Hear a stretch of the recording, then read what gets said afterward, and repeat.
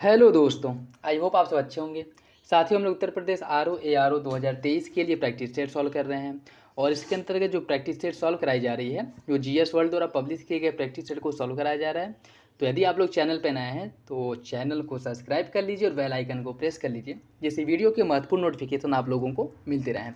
और अभी जो प्रैक्टिस सेट सॉल्व कराई जा रही है वो सेक्शनल प्रैक्टिस सेट सॉल्व कराई जा रही है। इसके पहले हम लोग जो प्रैक्टिस सेट सॉल्व किए हैं उसमें हिस्ट्री के क्वेश्चन को सॉल्व किए थे, और अभी इसमें जो हम लोग जो प्रैक्टिस सेट आज हम लोग सॉल्व करेंगे वो वर्ल्ड ज्योग्राफी के प्रैक्टिस सेट हैं, और इसमें वर्ल्ड ज्योग्राफी के क्वेश्चंस हैं तो उन्हें हम लोग सॉल्व करेंगे। और ये ऐसे मतलब इसके बाद जो है फिर कंबाइंड प्रैक्टिस सेट को हम लोग फिर सॉल्व करेंगे। तो आप लोग चैनल को जरूर ज्वाइन कर लें, मेरे साथ बने रहिए। सारे प्रैक्टिस सेट जो भी आ रहे हैं, जिस पब्लिकेशंस के आ रहे हैं, उन सारे प्रैक्टिस सेट को प्रॉपर अच्छे से कवर किया जाएगा, जिससे आप लोगों की तैयारी अच्छी हो सके। वीडियो अगर अच्छा लगे तो लाइक करना बिल्कुल भी ना भूलें, अपने दोस्तों साथियों के साथ ज़रूर शेयर करें, और वीडियो से रिलेटेड कोई भी फीडबैक हो, कोई सजेशन हो, कमेंट बॉक्स में ज़रूर दीजिएगा। तो चलिए इसी के साथ वीडियो की शुरुआत करते हैं। क्वेश्चन नंबर फर्स्ट देखिए, क्षोभमंडल में ऊंचाई बढ़ने के साथ तापमान में कमी आती है। तापमान में 1 डिग्री सेंटीग्रेड की कमी कितनी ऊंचाई बढ़ने पर आती है? 165 मीटर, 160 मीटर, 167 या फिर 169। इसका सही आंसर क्या होगा? इसका जो सही आंसर साथियों वो हो जाएगा ऑप्शन बी, 165 मीटर। देखिए, ध्रुव पर क्षोभमंडल की जो ऊंचाई है वह होती है आपकी कितनी? 8 किलोमीटर होती है, ठीक। और विषुवत रेखा पर क्षोभमंडल की जो ऊंचाई है वो 18 मीटर होती है। और ऐसा क्यों होता है? ऐसा इसलिए होता है, देखिए, ध्रुवों पर हवाएं ठंडी होकर के नीचे बैठती हैं। हवाएं जब ठंडी होती हैं तो नीचे बैठती हैं, जिससे इनकी ऊंचाई क्षोभमंडल की वो कम हो जाती है। और विषुवत रेखा पर हवाएं हल्की होकर के ऊपर उठती हैं, जिससे क्षोभमंडल की जो ऊंचाई है वो 18 किलोमीटर तक इसका विस्तार हो जाता है।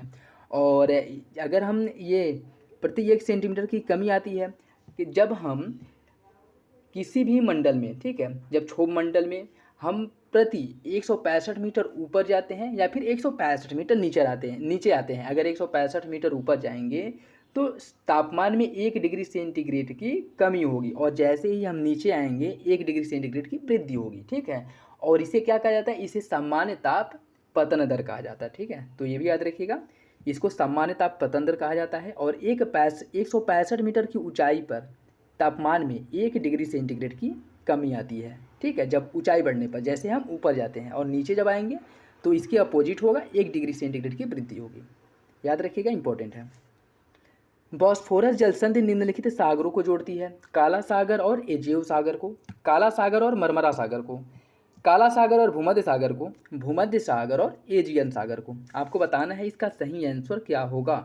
बॉस्फोरस जलसंधि किसे जोड़ती है? इसका सही आंसर हो जाएगा ऑप्शन बी, काला सागर और मरमरा सागर को। याद रखिएगा, इंपॉर्टेंट है। निम्नलिखित में से कौन सा सक्रिय ज्वालामुखी का उदाहरण है? माउंट किलिमंजारो अफ्रीका, जापान का फ्यूजियामा, इक्वेडोर का कोटोपैक्सी और माउंट रेनियर जो अमेरिका का है। इसमें आपको बताना है कौन सक्रिय ज्वालामुखी का उदाहरण है। 1, 2, 3, 2 और 3, केवल 3 या फिर केवल 4। इसका सही आंसर क्या होगा? इसका जो सही आंसर वो हो जाएगा ऑप्शन सी, केवल 3। इसमें इक्वेडोर का जो कोटोपैक्सी है वह सक्रिय ज्वालामुखी है। कोटोपैक्सी एक सक्रिय ज्वालामुखी है, और कोटोपैक्सी ज्वालामुखी को विश्व की सबसे ऊंचाई पर स्थित सक्रिय ज्वालामुखी भी कहा जाता है। और यह एंडीज पर्वत जो दक्षिण अमेरिका में है उस पर स्थित है। अन्य सभी क्या है? अन्य सभी जो है वह सुषुप्त ज्वालामुखी है। चाहे किलिमंजारो हो तंजानिया का जो अफ्रीका में स्थित है, जापान का फ्यूजियामा हो और अमेरिका का माउंट रेनियर हो, ये सभी क्या है? ये सभी सुषुप्त ज्वालामुखी हैं, जबकि इक्वेडोर जो है यह सक्रिय ज्वालामुखी है। विश्व की सबसे लंबी पर्वत श्रृंखलाओं को लंबाई के घटते क्रम में लिखें। ग्रेट डिवाइडिंग रेंज ऑस्ट्रेलिया का, कॉर्डिलेरा डी लॉस एंडीज दक्षिण अमेरिका, हिमालय और रॉकी उत्तरी अमेरिका। इसमें क्या पूछ रहा है? विश्व की सबसे लंबी पर्वत श्रृंखलाओं, इसमें लंबाई पूछ रहा है, याद रखिएगा, ऊंचाई नहीं पूछ रहा है, ठीक है, लंबाई पूछ रहा है। तो इसका सही आंसर क्या होगा? इसके अगर सही आंसर की हम बात करें, देखिए, इसका सही आंसर हो जाएगा ऑप्शन बी, 2, 4, 1, 3। सबसे लंबा है Cordillera de los Andes, Andes पर्वत जो है वो सबसे लंबी है। इसकी ऊंचाई कितनी है? इसकी ऊंचाई की अगर हम बात करें, इसकी ऊंचाई है 4800, ठीक है, किलोमीटर। इसकी ऊंचाई 4800 किलोमीटर है। सॉरी साथियों, इसकी ऊंचाई नहीं है। देखिए, कॉर्डिलेरा डी एंडीज पर्वत जो है इसकी ऊंचाई 8900 किलोमीटर है, ठीक है। 8,900 किलोमीटर है। दूसरे स्थान पे रॉकी पर्वत आती है। रॉकी पर्वत की जो ऊंचाई है वह 4800 किलोमीटर है। ठीक है, रॉकी की 4800 किलोमीटर है। उसके बाद है आपके हिमालय पर्वत। हिमालय की जो ऊंचाई है वो है आपकी लंबाई पूछ रहे। ठीक है, हिमालय की 2400 किलोमीटर लंबा है हिमालय पर्वत। और ग्रेट डिवाइडिंग रेंज जो है यह कितना है? ग्रेट डिवाइडिंग रेंज की अगर हम बात करें तो यह है आपका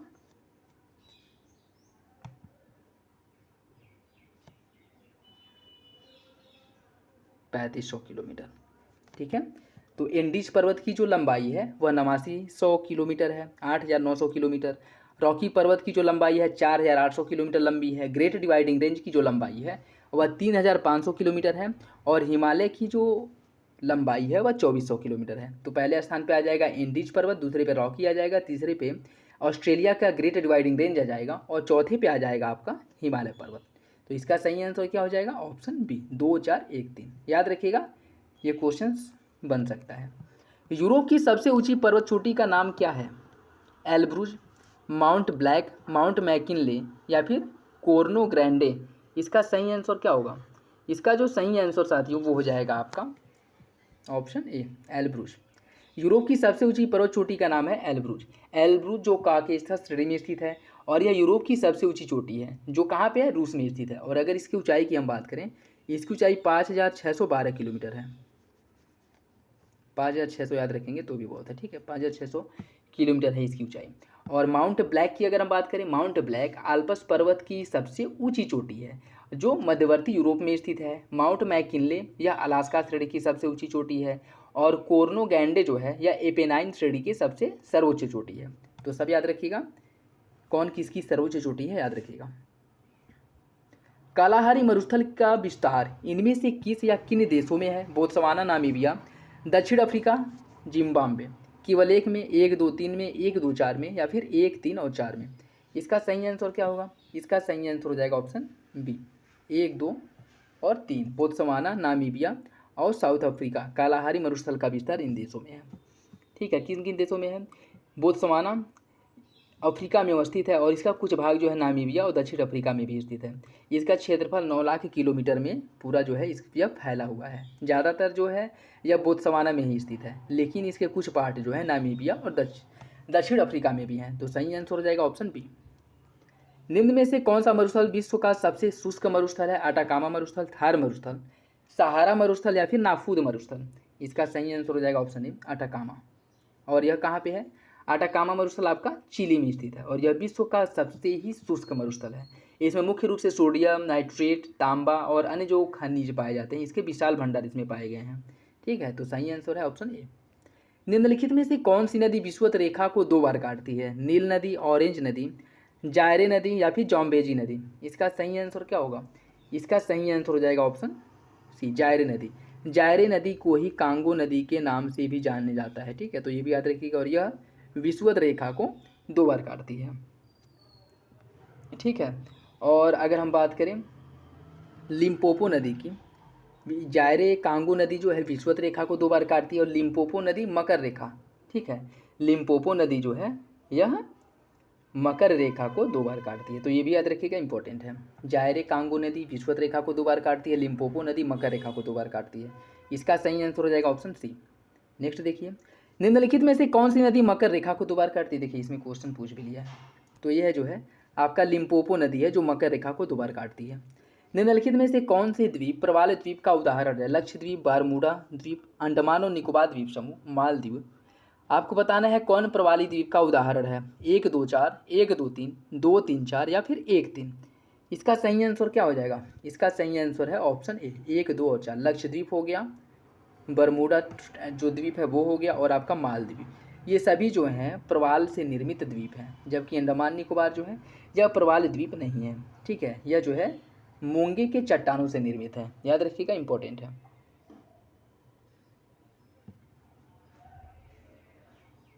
आसवान डैम कहाँ स्थित है? मिस्र में, दक्षिणी सूडान में, उत्तरी सूडान में या फिर रवांडा में? इसका सही आंसर क्या होगा? इसका जो सही आंसर साथियों वो हो जाएगा ऑप्शन ए, मिस्र में स्थित है। और मिस्र में स्थित है, नील नदी पर इसका निर्माण किया गया है। और इसका जो निर्माण है 1960 से 1960-70 के बीच में किया गया था। और इसी में सफ़ेद नील नदी का उद्गम विक्टोरिया झील है और भूमध्य सागर में मिलती है, जो अफ्रीका की सबसे बड़ी नदी है। ठीक है, ये देख लीजिए साथियों, जैसे देखिए इसमें लक्षद्वीप हो गया, बरमूडा हो गया और मालदीव, ये सभी प्रवाली द्वीप हैं। अंडमान निकोबार द्वीप क्या है? यह निमज्जन द्वीप है, जो हिमालय का पूर्वी विस्तार है अरुणाचल प्रदेश साइड में। ऐसा मतलब वैज्ञानिकों का यह मानना है कि वह पर्वत जो है समुद्र में निमज्जित हुआ है और समुद्र में निमज्जित जो पर्वत हुआ है उसका उठा हुआ भाग ही आपका अंडमान निकोबार द्वीप समूह है। ठीक है, तो अगर अंडमान निकोबार द्वीप के बारे में पूछ ले कि वह किससे निर्मित है, वह हिमालय पर्वत का निमज्जित भाग है, याद रखिएगा। ठीक है, जबकि ये सभी जो आपके लक्षद्वीप, बरमूडा और मालदीव हैं, ये सभी जो है प्रवाली द्वीप है, जो मूंगे की चट्टानों से निर्मित है। और इसका जो हो जाएगा आपका मिस्र हो जाएगा। आसवान डैम जो है वह मिस्र में स्थित है और इसका निर्माण जो है नील नदी पर किया गया है और नील नदी पर इसका जो निर्माण है 1960 से 70 के दशक में किया गया था। सूची फर्स्ट को सूची सेकेंड से आपको सुमेलित करना है। रॉकी पर्वत की सर्वोच्च चोटी क्या है? रॉकी पर्वत की जो सर्वोच्च चोटी है वो है आपका माउंट एल्बर्ट। और एल्ब्रूज पर्वत की सर्वोच्च चोटी क्या है? एल्ब्रूज पर्वत की सर्वोच्च चोटी है देवबंद। एंडीज पर्वत की सर्वोच्च चोटी है एकांकागुआ और आल्पस पर्वत की सर्वोच्च चोटी है माउंट ब्लैक। तो इसका जो सही आंसर वो हो जाएगा 3, 2, 4, 1, ऑप्शन बी सही है। इसमें भी सूची फर्स्ट को सूची सेकेंड से सुमिलित करना है। ये भी पर्वत श्रेणी है और अवस्थिति है। इसमें अल्ताई माउंटेन कहाँ पे है? अल्ताई माउंटेन की अगर हम बात करें, यह पे है मध्य एशिया में। ड्रैकेंसबर्ग पर्वत कहाँ पे है? यह आपका साउथ अफ्रीका में है। कॉस्केड रेंज जो है यह उत्तरी अमेरिका में है और जैग्रोस पर्वत है आपका ईरान में। इसका सही आंसर 1, 3, 4, 2 सही आंसर हो जाएगा ऑप्शन डी। नेक्स्ट देखिए, इसमें भी आपको सूची फर्स्ट से सूची सेकेंड को सुमिलित करना है। पेटागोनिया का जो पठार है, पेटागोनिया का पठार कहाँ पे है? पेटागोनिया के पठार की अगर हम बात करें, यह है आपके अर्जेंटीना में। ठीक है, और मैसिप पठार है स्पेन में। अनातोलिया का पठार है टर्की में और बवेरियन पठार है आपका जर्मनी में। इसका जो सही आंसर है वो हो जाएगा ऑप्शन बी 4, 3, 2, 1 4, 3, 2, 1। नेक्स्ट देखिए, इसमें भी आपको सूची फर्स्ट को सूची सेकेंड से सुमिलित करना है। मरुस्थल दिया गया है और उसकी अवस्थिति दी गई है। काराकुम मरुस्थल कहाँ पे है? काराकुम मरुस्थल है आपके तुर्कमेनिस्तान में। नाफूद मरुस्थल कहाँ पे है? नाफूद है सऊदी अरेबिया में। काइजिल कुम मरुस्थल कहाँ पे है? उज्बेकिस्तान में। और दस्ते काबिर, दस्ते लूट, ये सभी मरुस्थल कहाँ पे आपके ईरान में है। तो इसका जो सही आंसर हो जाएगा आपका ऑप्शन सी 2, 1, 4, 3 ऑप्शन सी सही है। निम्न में से कौन सी जल संधियाँ महाद्वीप विभाजक हैं? बेरिंग जल संधि, जिब्राल्टर जल संधि, बॉस्फोरस जल संधि या फिर टॉरेंस जल संधि? आपको बताना है इसका सही आंसर क्या होगा। केवल 2, 2 और 3, 1, 2, 3 या फिर 1, 2, 3, 4? इसका जो सही आंसर वो हो जाएगा ऑप्शन डी 1, 2, 3, 4। सभी जो जल संधियाँ हैं, ये सभी जल संधियाँ जो हैं यह महाद्वीप विभाजक का कार्य करती हैं। देखिए, अगर हम बात करें जिब्राल्टर जल संधि की, जिब्राल्टर जल संधि यूरोप और अफ्रीका महाद्वीप को अलग करती है और इसी के साथ भूमध्य सागर और अटलांटिक सागर को एक दूसरे से जोड़ती है। बॉस्फोरस जल संधि की अगर हम बात करें, बॉस्फोरस जल संधि जो है यह एशिया और यूरोप को अलग करती है। ठीक है, और बेरिंग जल संधि बात करें, यह एशिया और उत्तरी अमेरिका महाद्वीप को एक दूसरे से अलग करती है और बेरिंग सागर और चुक्ची सागर को एक दूसरे से जोड़ती है। ठीक है, तो याद रखिएगा, इंपॉर्टेंट है, क्वेश्चंस कहीं से भी बन सकता है। टॉरेंस जल संधि यह ऑस्ट्रेलिया और एशिया को एक दूसरे से अलग करता है और इसी के साथ प्रशांत महासागर और पापुआ की खाड़ी, इन दोनों को एक दूसरे से जोड़ता है। तो सही आंसर हो जाएगा ऑप्शन डी। चारों जो हैं वो आपके सही हैं, चारों महाद्वीप विभाजक का कार्य करती हैं। अरल सागर से कौन सा देश सीमा बनाता है? Kazakhstan, Uzbekistan, Kyrgyzstan, Turkmenistan? आपको बताना है इसका सही आंसर क्या होगा। 1 और 2, 1, 2, 3, 1, 2, 4 या फिर 1, 4? इसका जो सही आंसर साथियों वो हो जाएगा ऑप्शन ए 1 और 2, कजाकिस्तान और उज्बेकिस्तान। देखिए, अरल सागर मध्य एशिया में कजाकिस्तान और उज्बेकिस्तान के मध्य स्थित है। ठीक है, कजाकिस्तान और उज्बेकिस्तान दोनों तान है। ठीक, एक कजाकिस्तान है, एक उज्बेकिस्तान है।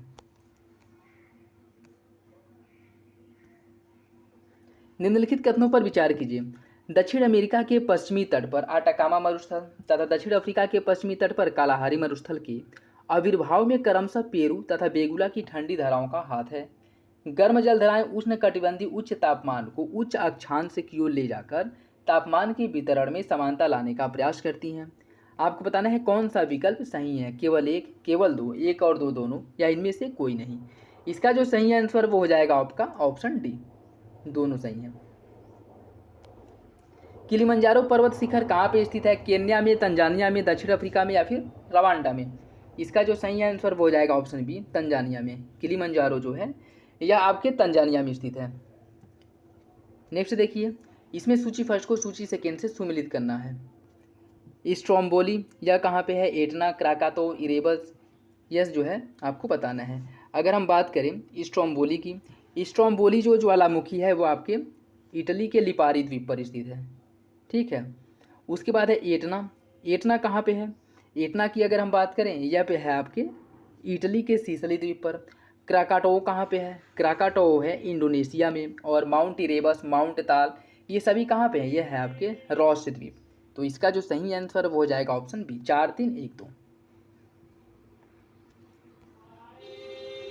निम्न में से किसे भूमध्य सागर का प्रकाश स्तंभ कहा जाता है? विसुवियस, स्ट्रोम्बोली, एटना या फिर माउंट पीली?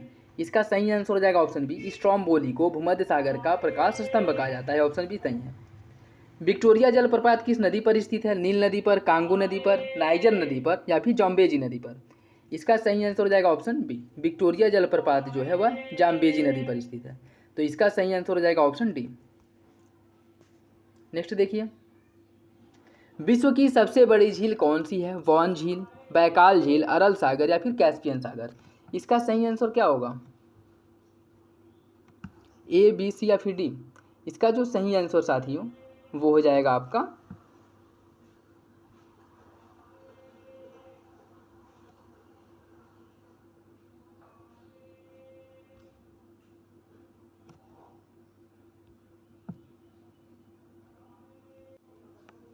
इसका सही आंसर ऑप्शन डी, कैस्पियन सागर जो है विश्व की सबसे बड़ी झील है। ऑप्शन डी सही है। अगर हम टर्की के वान झील की बात करें, यह विश्व की सबसे अधिक लवणीय झील है, ठीक है, जिसमें लवणीयता पाई जाती है 330 पर मोल। यह जो है प्रतिशत नहीं है, याद रखिएगा, ठीक है, पर मोल है, ठीक है। 1% में 1% बराबर 100 पर मोल होता है, ठीक है। और पर मोल में जो है ऊपर 1 बिंदु नीचे 2 होता है, इसे पर मोल कहते हैं। इसे ये जो है प्रतिशत है, 1% में 100 पर मोल होता है, ठीक है। ये क्वेश्चन जो है पूछा है। ये देखिए, इसमें जो आपको कथन और कारण दिया गया, सही आंसर का चयन करना है। परिप्रशांत महासागरीय मेखला को रिंग ऑफ फायर कहा जाता है। यह विनाशात्मक प्लेट किनारों के सहारे विश्व के 2/3 ज्वालामुखी प्रशांत महासागर के दोनों तटीय भागों, द्वीप चापों और समुद्री द्वीपों के सहारे पाए जाते हैं। आपको बताना है इसका सही आंसर क्या होगा। इसका जो सही आंसर वो हो जाएगा ऑप्शन ए, दोनों विकल्प सही है। आर ए की सही व्याख्या करता है। निम्नलिखित गर्तों को उनके गहराई के घटते क्रम में लिखिए। मिंडनाओ, पुर्टोरिको, टोगा या मारियाना? इसे जो है आपको गहराई के घटते क्रम के हिसाब से रखना है। इसका सही आंसर क्या होगा? सबसे पहले आ जाएगा आपका मैरियाना गर्त, फिर टोगा गर्त आएगा, फिर आ जाएगा मिंडनाओ, फिर प्यूटोरिको। जिसमें से अगर हम बात करें मैरियाना गर्त, इसकी जो गहराई है 11,022 मीटर है, टोगा की 10,822 मीटर, मिंडनाओ की है 10,500 मीटर, और उसके बाद है प्यूटोरिको जो 8,380 मीटर गहरा है। तो इसका जो सही आंसर वो हो जाएगा ऑप्शन ए, 4, 3, 1, 2। निम्नलिखित में से कौन सा कटक अटलांटिक महासागर से संबंधित नहीं है? डॉल्फिन चैलेंजर कटक, वॉल्विस कटक, विविल थॉम्सन कटक या फिर कार्लसबर्ग कटक? को आपको बताना है कौन अटलांटिक महासागर से संबंधित नहीं है। इसका जो सही आंसर वो हो जाएगा ऑप्शन डी, कार्लसबर्ग कटक। यह अटलांटिक महासागर में नहीं है। कार्लसबर्ग कटक जो है यह हिंद महासागर में मेडागास्कर के पास है, जबकि डॉल्फिन चैलेंजर कटक, वॉल्विस कटक और विविल थॉम्सन कटक ये सभी जो है आपके अटलांटिक महासागर में स्थित है। नेक्स्ट देखिए, इसमें सूची फर्स्ट को सूची सेकेंड से सुमिलित करना है। यह चट्टान दिया गया है और उसका रूपांतरित होकर किस में परिवर्तित हुआ है उससे आपको बताना है। ग्रेनाइट का रूपांतरण किस में होता है? ग्रेनाइट का रूपांतरण होता है नीस में। बेसाल्ट का रूपांतरण होता है सिस्ट में। बालूका पत्थर का क्वार्टाजाइट में। और चाक और डोलोमाइट का संगमरमर में। इसका जो सही आंसर वो हो जाएगा ऑप्शन बी, 2, 3, 1, 4। फारस की खाड़ी और ओमान की खाड़ी को जोड़ने वाली जल संधि कौन सी है? फार्मोसा जल संधि, मलक्का जल संधि, पाक जल संधि या फिर हॉर्मुज जल संधि? इसका सही आंसर क्या है? वो हो जाएगा ऑप्शन डी, हर्मुज जल संधि। हर्मुज जल संधि फारस की खाड़ी और ओमान की खाड़ी को एक दूसरे से जोड़ता है। ऑप्शन डी जो है वो सही है। बाब अल मालडेव जल संधि किन दो जलराशियों को जोड़ता है? अदन की खाड़ी और हिंद महासागर को, अदन की खाड़ी और लाल सागर को, अदन की खाड़ी और अरब सागर को या फिर लाल सागर और अरब सागर को? इसका सही आंसर हो जाएगा ऑप्शन बी, अदन की खाड़ी और लाल सागर को बाब अल मालडेव जल संधि जो है एक दूसरे से जोड़ता है। ऑप्शन बी आपका सही है। नेक्स्ट देखिए, मृत सागर किन देशों के साथ सीमा बनाता है? इजराइल, लेबनान और सीरिया के साथ, इजराइल, जॉर्डन और सीरिया के साथ, जॉर्डन और सीरिया या फिर जॉर्डन और इजराइल? इसका सही आंसर क्या होगा?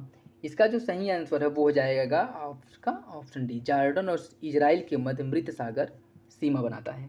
देखिए, इजराइल और जॉर्डन जो मध्य पूर्व के देश हैं और इन्हीं दोनों देशों के मध्य में मृत सागर स्थित है। और अगर हम बात करें इजराइल की, तो यह जो है भूमध्य सागर और लाल सागर इनसे भी इसकी सीमाएं लगती हैं। ऑप्शन डी सही हो जाएगा। निम्नलिखित में से कौन सा देश कैस्पियन सागर से सीमा नहीं बनाता है? ईरान, रूस, अजरबैजान या फिर अर्मेनिया? इसका सही आंसर क्या है? इसका जो सही आंसर है वो हो जाएगा ऑप्शन डी, अर्मेनिया की सीमा जो है वह कैस्पियन सागर से नहीं लगती है। कुल 5 देश ऐसे हैं जिनकी सीमाएं कैस्पियन सागर से लगती हैं। उसमें से एक ईरान है, रूस है, अजरबैजान है, तुर्कमेनिस्तान है और किर्गिस्तान है। ठीक है, तुर्कमेनिस्तान, किर्गिस्तान, अजरबैजान, रूस और ईरान, इनकी सीमाएं जो हैं वह कैस्पियन सागर से लगती हैं। तो सही आंसर हो जाएगा ऑप्शन डी, अर्मेनिया की जो सीमा है वह कैस्पियन सागर से नहीं लगती है। कौन सा देश लाल सागर से अपनी सीमा नहीं बनाता है? Eritrea, Djibouti, Eritrea, Djibouti, Saudi Arabia या फिर कतर? किसकी सीमा जो है वह लाल सागर से नहीं लगती है? इसका सही आंसर हो जाएगा ऑप्शन डी, कतर की सीमा लाल सागर से नहीं लगती है। देखिए, कतर जो है लाल सागर के तट पर स्थित नहीं है या लाल सागर से अपनी सीमा नहीं बनाता है। लाल सागर की सीमा अफ्रीका महाद्वीप में मिस्र, सूडान, इरिट्रिया, जिबूती, सोमालिया से लगती है। एशिया में यह जॉर्डन, यमन, इजराइल और सऊदी अरब से इसकी सीमाएं लगती हैं। लाल सागर जो है वह एशिया और अफ्रीका महाद्वीप के मध्य अवस्थित है। ठीक है, और इसी से होकर के स्वेज नहर गुजरती है जो एशिया और यूरोप के मध्य एक महत्वपूर्ण व्यापारिक गतिविधि जिसके द्वारा संचालित होती है। तो याद रखिएगा, कतर जो है वह लाल सागर से अपनी सीमा नहीं बनाता है। ऑप्शन डी सही हो जाएगा। नेक्स्ट देखिए, स्वेज नहर किन दो जल संधियों को जोड़ता है? स्वेज नहर किन दो जल संधियों को जोड़ता है आपको बताना है। भूमध्य सागर और लाल सागर को, भूमध्य सागर और अकाबा की खाड़ी को, लाल सागर और अकाबा की खाड़ी को या फिर लाल सागर और फारस की खाड़ी को? इसका सही आंसर क्या है? इसका जो सही आंसर है वो हो जाएगा ऑप्शन ए, स्वेज नहर जो है वह भूमध्य सागर और लाल सागर को एक दूसरे से जोड़ता है। ऑप्शन ए सही है। कर्च जल संधि, कर्च जल संधि या जल डमरूमध्य काला सागर को निम्न में से किस जल निकाय से जोड़ता है? भूमध्य सागर से, एजियन सागर से, एड्रियाटिक सागर से या फिर अजेव सागर से? इसका सही आंसर क्या है? इसका सही आंसर ऑप्शन डी, अजेव सागर से। देखिए, कर्च जल संधि काला सागर और अजेव सागर के मध्य एक कनेक्टिविटी का कार्य करता है। ठीक है, दोनों के मध्य कनेक्शन का कार्य करता है। और ये दो महत्वपूर्ण यूक्रेनी बंदरगाहों मारपोलो और वर्डियनस्क तक पहुंचने का एकमात्र रास्ता है। तो याद रखिएगा, इंपॉर्टेंट है। ऑप्शन डी सही हो जाएगा। नेक्स्ट देखिए, निम्नलिखित में से कौन सा देश बाल्टिक देश में सम्मिलित नहीं है? एस्टोनिया, स्लोवेनिया, लिथुआनिया या फिर लातविया? इसका सही आंसर क्या है? इसका जो सही आंसर है वो हो जाएगा ऑप्शन बी, स्लोवेनिया बाल्टिक सागर देशों के अंतर्गत, बाल्टिक देशों के अंतर्गत नहीं आता। इसमें आते हैं एस्टोनिया, लिथुआनिया, लातविया। ठीक है, तो बाल्टिक सागर के पूर्व तट पर 3 देश स्थित हैं जिन्हें बाल्टिक देश कहा जाता है, जिसमें एस्टोनिया है, लिथुआनिया है और लातविया है। और इसका सही आंसर हो जाएगा ऑप्शन बी। नेक्स्ट देखिए, निचले मेंटल में तापमान कितना पाया जाता है? 1000 डिग्री सेंटीग्रेड, 5000, 50,000 सेंटीग्रेड, 4000 या फिर 6000? बताइए इसका सही आंसर क्या होगा? इसका सही आंसर ऑप्शन सी, 4000। देखिए, बाहरी मेंटल निचले मेंटल का तापमान जो है क्रमशः बाहरी मेंटल में 1000 डिग्री सेंटीग्रेड तापमान पाया जाता है और निचले मेंटल में 4000 डिग्री सेंटीग्रेड तापमान पाया जाता है। ठीक है, अगर देखिए इसके मध्य जो पाए जाते हैं, जो परत पाई जाती है, उन सभी परतों को कोई ना कोई रेखा अलग करती है जिन्हें किसी न किसी नाम से जाना जाता है। और यह क्वेश्चन यूपी पीसीएस पिछले साल जो है यह क्वेश्चन पूछा गया था। ठीक है, तो देखिए ऊपरी जो क्रस्ट है और निचली क्रस्ट, ऊपरी क्रस्ट और निचली क्रस्ट के मध्य कोनोराड असंबद्धता पाई जाती है। ठीक है, और निचली जो क्रस्ट है और ऊपरी मेंटल, निचली क्रस्ट और ऊपरी मेंटल के मध्य मोहोरोबिकक असंबद्धता पाई जाती है। ऊपरी मेंटल और निचली मेंटल इन दोनों के मध्य में रेयती असंबद्धता या रेपती असंबद्धता पाई जाती है। उसके बाद आपका निचला मेंटल है और बाह्य क्रोड है। निचला मेंटल और बाह्य क्रोड के मध्य गुटेनबर्ग असंबद्धता पाई जाती है। बाह्य क्रोड और आंतरिक क्रोड के मध्य लेहमन असंबद्धता पाई जाती है। ठीक है, तो याद रखिएगा, ये भी आपके लिए इंपॉर्टेंट है, अगर लिखना चाहे तो लिख लीजिएगा। निम्नलिखित में से कौन प्लूटोनिक चट्टान का उदाहरण है? बेसाल्ट, नीस, ग्रेनाइट या फिर जिप्सम? इसका सही आंसर क्या होगा? इसका सही आंसर ऑप्शन सी, ग्रेनाइट चट्टान जो है इसे प्लूटोनिक चट्टान के नाम से भी जाना जाता है। ठीक है, तो सही आंसर हो जाएगा ऑप्शन सी। वैश्विक तापमान वृद्धि के निम्नलिखित प्रमाण हैं? अंटार्कटिका या फिर अंटार्कटिका की हिम परतों का टूटना, सागर स्तर का ऊंचा होना, सागरों के तापमान में वृद्धि, उत्तरी गोलार्ध के अस्थायी तुषार में कमी, पर्वतमालाओं में वृक्ष रेखा का ऊंचाई की ओर खिसकना। आपको बताना है कि वैश्विक तापमान वृद्धि के कौन से प्रमाण हैं? 1 और 2, 1, 2, 3, 1, 2, 3, 4 या फिर सभी? इसका सही आंसर क्या होगा? इसका जो सही आंसर वो हो जाएगा ऑप्शन डी, सभी विकल्प जो है सभी हैं। वैश्विक तापमान के सभी जो है एक प्रमाण है। नेक्स्ट देखिए, निम्नलिखित में से कौन सा सही सुमेलित नहीं है? आइसोक्रोम, सबसे ठंडे महीने के औसत न्यूनतम तापमान को आइसोक्रोम द्वारा मापा जाता है। आइसोकेरन, समान बादलों की गरज तूफान को दिखाने वाली रेखा को आइसोकेरन कहते हैं। आइसोमर, समान हिमपात को दर्शाने वाली रेखा को आइसोमर कहते हैं। और आइसोरेम, सामान्य तुषार को दिखाने वाली रेखा को आइसोरेम कहते हैं। आपको बताना है कौन सा विकल्प गलत है। इसका जो सही आंसर है वो हो जाएगा आपका ऑप्शन सी, आइसोमर। यह आपका गलत है। आइसोमर जो है यह ऐसी रेखा है जो समान औसत मासिक वर्षा के प्रतिशत को दर्शाती है। ठीक है, तो सही आंसर है ऑप्शन सी।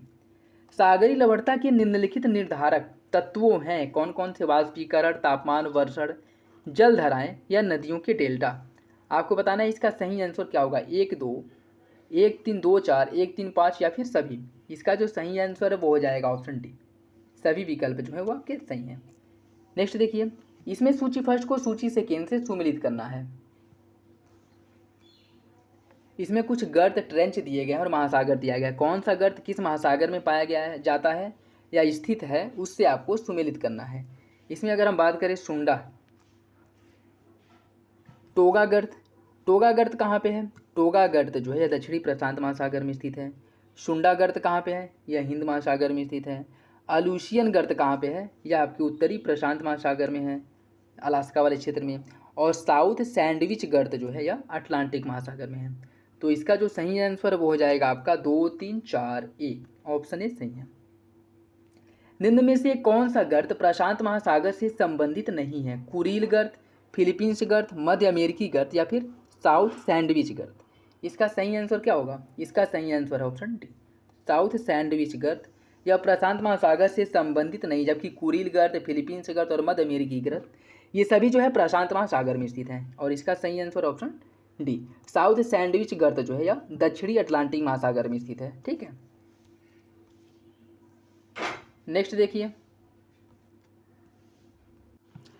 नेक्स्ट देखिए, ओसनिया में निम्नलिखित क्षेत्र शामिल है? कौन कौन से आएंगे इसमें? माइक्रोनेशिया, पॉलिनेशिया, मेलेनेशिया या फिर ऑस्ट्रेलिया? ओसनिया के अंतर्गत कौन कौन से देश आते हैं उसे आपको सम्मिलित करना है। 1 और 4, 2, 4, 3, 4 या फिर सभी? इसका जो सही आंसर हो जाएगा ऑप्शन डी, ये सभी देश माइक्रोनेशिया, पॉलिनेशिया, मेलेनेशिया और ऑस्ट्रेलिया, ये सभी देश जो है सम्मिलित रूप से ओसनियाई देश कहलाते हैं। ठीक है, और ये सभी जो है ओसनिया के भाग हैं। तो सही आंसर हो जाएगा ऑप्शन डी। वैश्विक जैव विविधता दिवस कब मनाया जाता है? 22 मई को, 22 सितंबर को, 22 अप्रैल को या फिर से 23 मई को? इसका सही आंसर हो जाएगा ऑप्शन डी, 22 मई को वैश्विक जैव विविधता दिवस के रूप में मनाया जाता है। ठीक है, तो याद रखिएगा इंपॉर्टेंट है। 23 मई को विश्व कछुआ दिवस के रूप में मनाया जाता है। 26 सितंबर को विश्व पर्यावरण स्वास्थ्य दिवस के रूप में मनाया जाता है। और 22 अप्रैल को मनाया जाता है विश्व पृथ्वी दिवस के रूप में। और 22 मार्च को मनाया जाता है विश्व जल दिवस के रूप में। तो ये भी याद रखिएगा, इंपॉर्टेंट है। ये तीनों को तो बिल्कुल याद रखिएगा। 22 मई को जैव विविधता दिवस के रूप में मनाया जाता है, 22 अप्रैल को विश्व पृथ्वी दिवस के रूप में मनाया जाता है और 22 मार्च को विश्व जल दिवस के रूप में मनाया जाता है। ऑप्शन डी जो है आपका सही हो जाएगा। वैश्विक समुद्र दिवस कब मनाया जाता है? 5 जून, 8 जून, 10 अगस्त या फिर 12 अगस्त? इसका सही आंसर हो जाएगा ऑप्शन बी, 8 जून को मनाया जाता है वैश्विक समुद्र दिवस के रूप में। सही आंसर है आपका ऑप्शन बी। ठीक है, 5 जून को विश्व पर्यावरण दिवस के रूप में मनाया जाता है। ठीक है, 10 अगस्त को मनाया जाता है विश्व या वैश्विक शेर दिवस के रूप में। 12 अगस्त को विश्व हाथी दिवस के रूप में मनाया जाता है और इसका सही आंसर है ऑप्शन बी। हाल ही में विश्व में किस प्रवाल भित्ति में प्रवाल विरंजन की घटना देखने को मिली है? अमेजन रीफ में, बेलीज बैरिफ रीफ में, ग्रेट बैरियर रीफ में या फिर मोंगा त्रिभुज में? इसका सही आंसर हो जाएगा आपका option C, great barrier reef में, जो आपके ऑस्ट्रेलिया में स्थित है। इसमें अभी हाल ही में जो है प्रवाल विरंजन की घटना देखने को मिली है, तो इसका सही आंसर हो जाएगा ऑप्शन सी। नेक्स्ट देखिए, इसमें कथन और कारण दिया गया है, आपको सही आंसर का चयन करना है। कोरल या प्रवाली जीव जब पूरी तरह से सफ़ेद हो जाते हैं तो इसे ही प्रवाल विरंजन कहते हैं। प्रवाल जीवों का जोक्साथेला नामक शैवालों से सहजीवी संबंध होता है। तापमान एवं प्रदूषण की मात्रा अधिक होती है तो यह शैवाल समाप्त होने लगते हैं। आपको बताना है इसका सही आंसर क्या होगा। इसका जो सही आंसर साथियों वो हो जाएगा ऑप्शन ए। कथन और कारण दोनों सही है और आगे की सही व्याख्या करता है, याद रखिएगा, इंपॉर्टेंट है। नेक्स्ट देखिए, इसमें भी कथन और कारण दिया गया है और इसमें भी आपको कथन और कारण दिया गया, सही आंसर का चयन करना है। प्रवाल भित्तियों का निर्माण उष्ण कटिबंधीय सागरों में 25 नॉर्थ से 25 साउथ में, मतलब 25 डिग्री नॉर्थ से लेकर के 25 डिग्री साउथ के मध्य किसी द्वीप या तट के सहारे 200 से 300 फीट की गहराई में पाई जाती है या फिर से इनका निर्माण होता है किसी चबूतरे पर। इनके विकास के लिए 20 से लेकर के 25 डिग्री सेंटीग्रेड औसत तापमान चाहिए और 25 से लेकर के 30 परमोल सागरी लवणता चाहिए। आपको बताना है इसका सही आंसर क्या होगा। इसका जो सही आंसर वो हो जाएगा ऑप्शन ए। कथन और कारण दोनों सही, आर की सही व्याख्या करता है। नेक्स्ट देखिए, पृथ्वी पर तापमान के वितरण को निम्नलिखित में से कौन से कारक प्रभावित करते हैं? अक्षांशीय वितरण, ऊंचाई, समुद्री धाराएं, प्रचलित वायु, स्थल व जल का प्रभाव, नदी डेल्टा? इसका सही आंसर क्या होगा? 2 4 1 3 4 1 2 3 4 5 या फिर 1 2 3 4 5 6? इसका जो सही आंसर साथियों वो हो जाएगा ऑप्शन सी, 1 2 3 4 5। इसमें नदी डेल्टा की कोई भूमिका नहीं होती है, जबकि अक्षांशीय वितरण, ऊंचाई, समुद्री धाराएं, प्रचलित वायु, स्थल व जल का जो प्रभाव है यह सभी प्रभावित करता है। ठीक है, तो सही आंसर हो जाएगा ऑप्शन सी। नेक्स्ट देखिए, और आज का लास्ट क्वेश्चन, उष्मा द्वीप से आप क्या समझते हैं? अपेक्षाकृत उच्च ताप वाली नदी द्वीप, अपेक्षाकृत उच्च ताप वाली समुद्री द्वीप, अपेक्षाकृत उच्च ताप वाले जल निकाय या फिर अपेक्षाकृत उच्च ताप वाले नगर? इसका सही आंसर क्या होगा? इसका जो सही आंसर साथियों वो हो जाएगा ऑप्शन डी, अपेक्षाकृत उच्च ताप वाले नगर।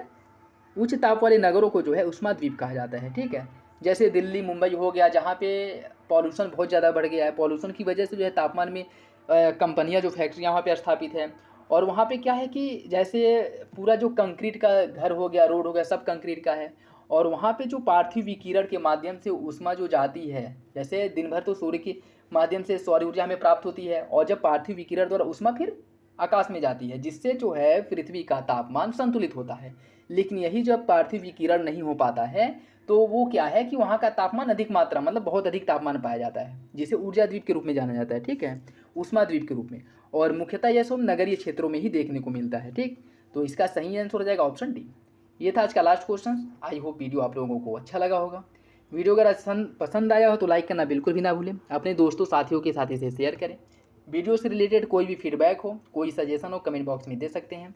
और चैनल पे अगर नए हैं तो सब्सक्राइब जरूर कर ले, बेल आइकन को प्रेस कर ले, जिससे जो भी एग्ज़ाम हो रहे हैं, जो भी एग्ज़ाम आने वाले हैं, उनके प्रॉपर जो प्रैक्टिस सेट हैं, जो प्रॉपर प्रैक्टिस सेट सॉल्व कराए जाते हैं वो आप लोग अच्छे से कर पाएँ।